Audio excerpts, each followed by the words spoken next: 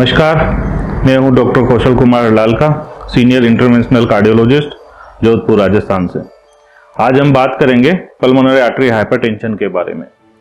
तो जो pulmonary artery hypertension है, बेसिकली ये लंग्स का हाई ब्लड प्रेशर होता है। जैसे हम ब्लड प्रेशर की बात करते हैं तो वो हार्ट से लेफ्ट साइड से रिलेटेड होता है।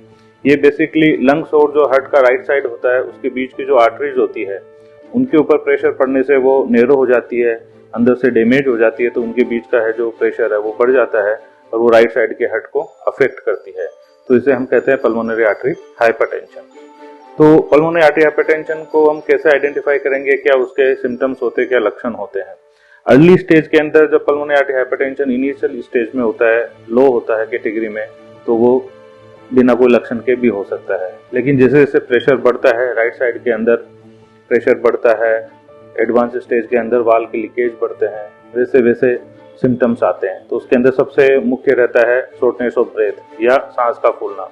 तो इनिशियली ये बहुत ज़्यादा अधिक व्यायाम करने पे, बहुत ज़्यादा एक्टिविटी करने पे होता है, लेकिन धीरे धीरे ये कम एक्टिविटी पे भी हो जाता है, बैठे बैठे भी हो जाता है और इवन सोने के ऊपर भी होता है।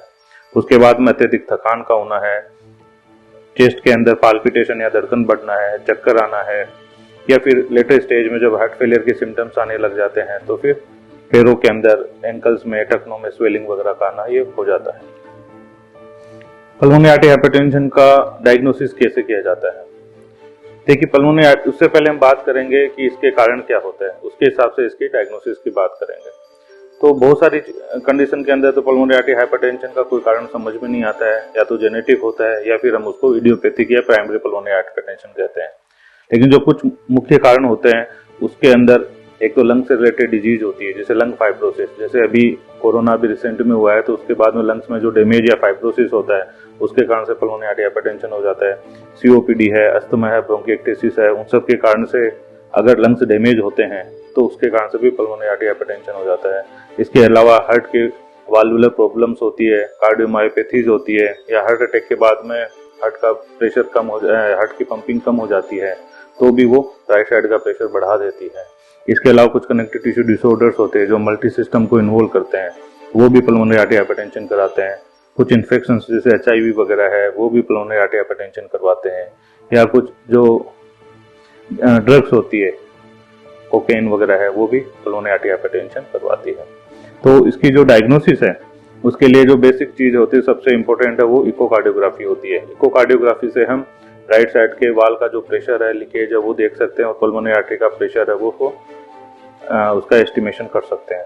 तो इको होता है, उसके बाद में ECG है, एक्सरे है, उसके बाद में जो भी अंडरलाइंग इटियोलॉजी है, जैसे लंग्स की प्रॉब्लम है तो उसके सीटी पल्मोनरी एंजियो या हाई रिजोल्यूशन CT है, उससे हम पता लगा सकते हैं। ब्लड प्रोफाइल वगैरह करके हम पता लगा सकते हैं। रोमेटोलॉजिकल डिजीजेज है तो उसके लिए पूरा पैनल होता है, तो उसके थ्रू हम पता लगा सकते हैं। तो इन सब चीज़ों से हम डायग्नोसिस पर पहुंच सकते हैं कि पल्मोनरी आर्टरी हाइपरटेंशन है कि नहीं, अगर है तो उसकी अंडरलाइंग इटियोलॉजी क्या है। अब यह हो गया कि पल्मोनरी आर्टरी हाइपरटेंशन है तो हमें क्या सावधानियां रखनी चाहिए और क्या इसका ट्रीटमेंट और मैनेजमेंट है।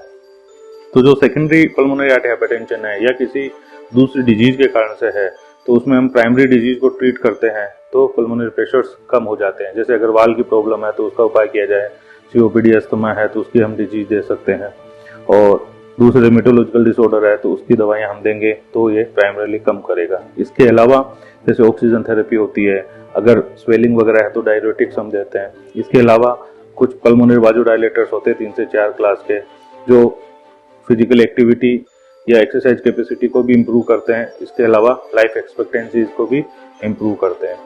इसके अलावा जो routine day to day activity है उसके अंदर ये है कि बहुत ज़्यादा हेवी एक्सरसाइजेज है वो नहीं करनी होती है, स्मोकिंग, एल्कोहल है उसको अवॉइड करना है, रिक्रिएशनल जो ड्रग्स है उनको अवॉइड करना होता है, थोड़ा फिजिकल एक्टिविटी, व्यायाम है वो रखना होता है, लाइट फूड खाना होता है, अच्छी नींद लेनी होती है।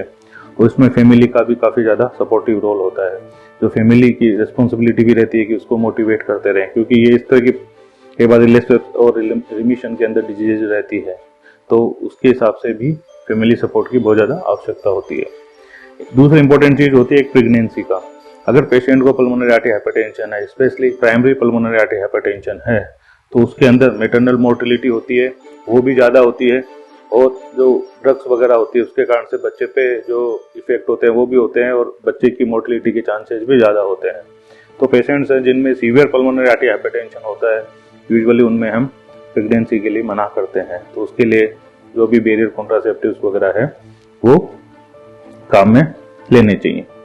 तो ओवरऑल हम समराइज करें तो पल्मोनरी आर्टरी हाइपरटेंशन पहले बहुत रेयर डिजीज में मानी जाती थी, बट आजकल चूंकि इन्वेस्टिगेशन फैसिलिटी बढ़ गई है, दूसरी लंग्स प्रॉब्लम्स भी बढ़ी है, बाकी चीजें बढ़ी है, तो इसकी डायग्नोसिस हम काफी फ्रिक्वेंटली देखते हैं, स्पेशली एज ए कार्डियोलॉजिस्ट। इसकी इजीली डायग्नोसिस हम इको के थ्रू कर सकते हैं।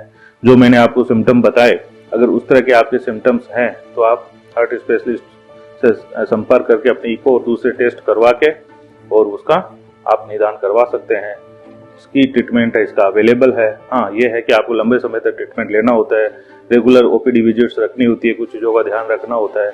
लेकिन अगर आप रेगुलर डॉक्टर के हिसाब से, डॉक्टर की सलाह के हिसाब से अगर आप ट्रीटमेंट वगैरह लेते रहें तो काफ़ी अच्छी आरामदायक जिंदगी जी सकते हैं। धन्यवाद।